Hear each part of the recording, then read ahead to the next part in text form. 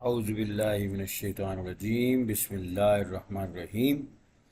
ربی اشرح لی صدری ویسر لی امری واحلل عقدۃ من لسانی یفقہوا قولی۔ کمپلیٹ اردو گرامر کے سلسلے میں آج کا جو لیسن ہے یہ ہے صنعت حسن تعلیل کے متعلق۔ جیسا کہ نام سے ظاہر ہے صنعت حسن تعلیل، تعلیل علت سے ہے، علت کا مطلب ہوتا ہے وجہ۔ کلام کی ایسی خوبی ہے جس میں شاعر کسی عمل کی یا کسی کام کی یا کسی چیز کی ایسی وجہ بیان کرے جو اصل نہ ہو، حقیقت میں ایسا نہ ہو، اور پڑھنے والا یا قاری جو ہے وہ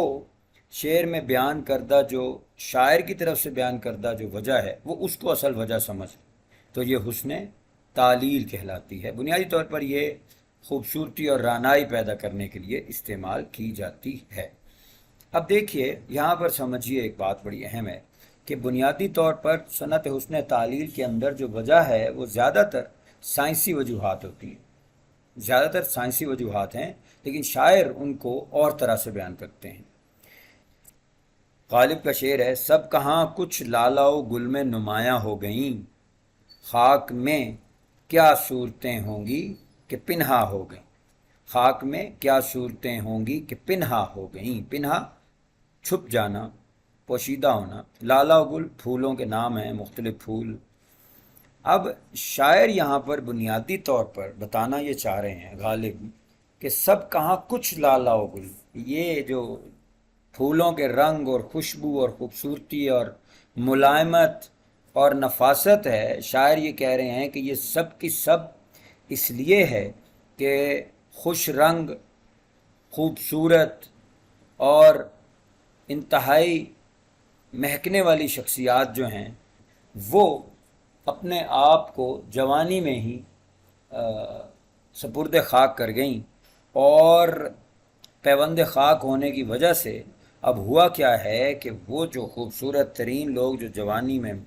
یا اوائل عمری میں سپرد خاک کیے گئے، اب وہ ان کا حسن اور ان کی جو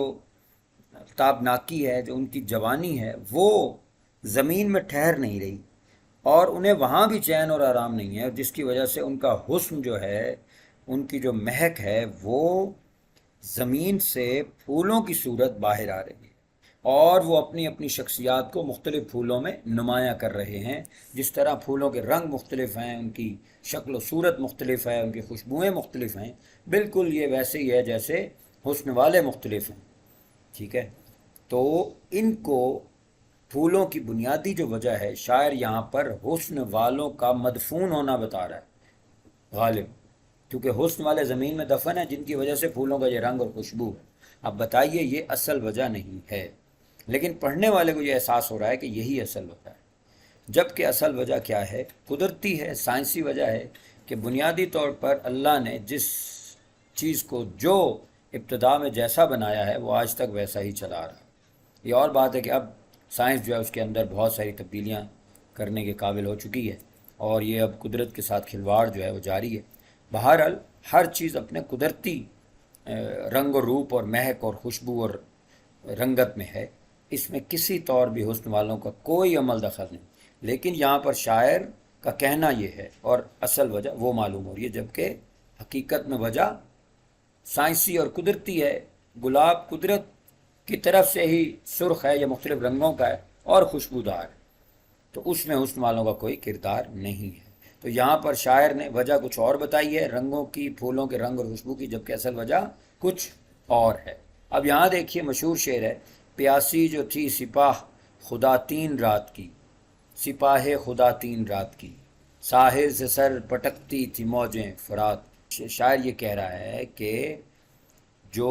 پیاسی جو تھی سپاہ خدا، یعنی کہ شہدائے کربلا کی بات ہو رہی ہے، ساحل سے سر پٹکتی تھی موجیں فرات کی، اور فرات کی جو موجیں ہیں دریائے فرات کی، وہ دریا اپنے اندر اظہار کرنے کے لیے